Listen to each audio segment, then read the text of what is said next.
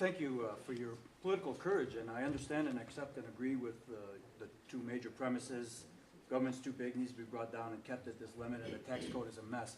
There's another long-term issue that I'm very concerned about, and it is that for at least 30 years, the middle class has been stuck. You know, you can talk about it in terms of distribution of income.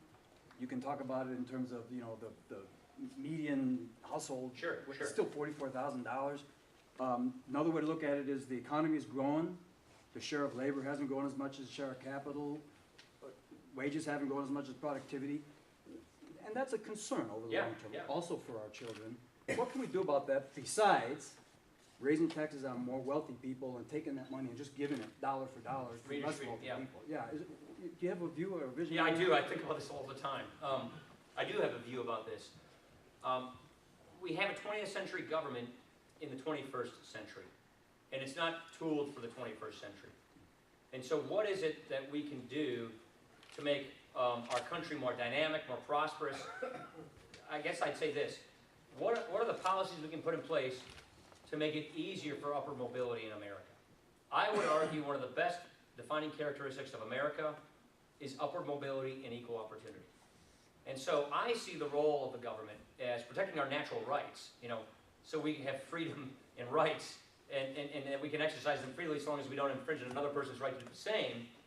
But also, our characteristic in America has been equal opportunity and upward mobility.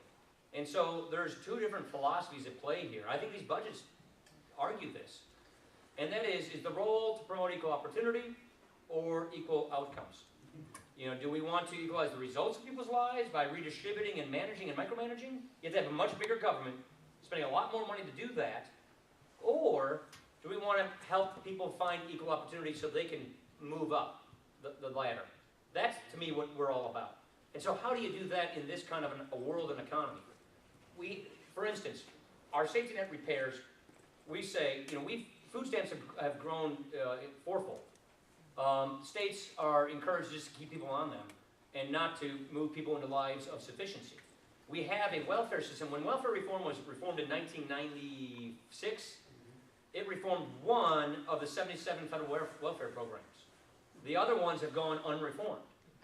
So what we're saying is reform these programs, A, so they're sustainable, so they grow at sustainable rates that we can afford and they don't bankrupt themselves, but B, have a 21st century welfare system that is geared not toward keeping people on welfare, but getting them onto lives of self-sufficiency. And this is why we try to match job training with assistance for people in need when they're down on their luck.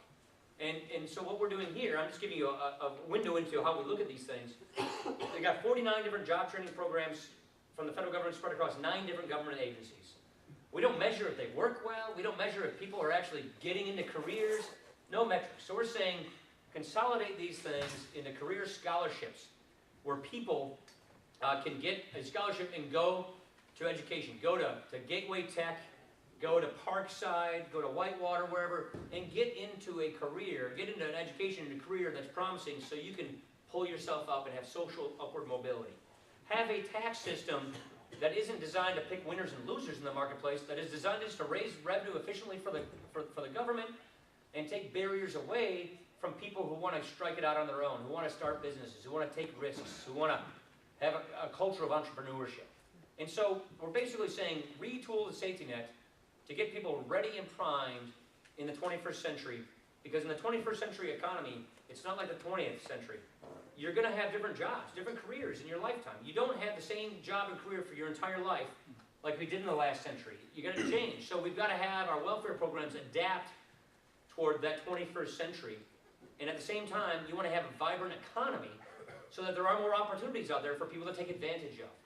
So an economic growth strategy, a sound dollar, a dollar that has a reliable store of value, a government that lives within its means, a tax system that does not penalize entrepreneurship, small business growth and development, that has more entrepreneur opportunity, that's internationally competitive, and then a welfare and job training system that is geared toward getting people, back on their feet and with the skills and education they need to be able to make the most of their lives.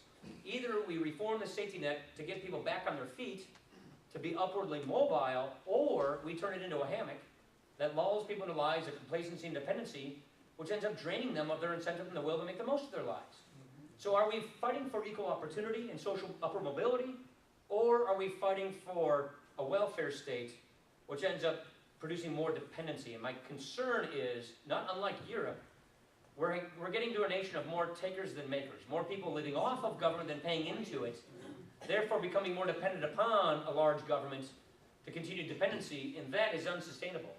Eventually, you run out of other people's money to spend. Eventually, and the debt projections show this, you will crash your economy and you won't have a dynamic society. And so,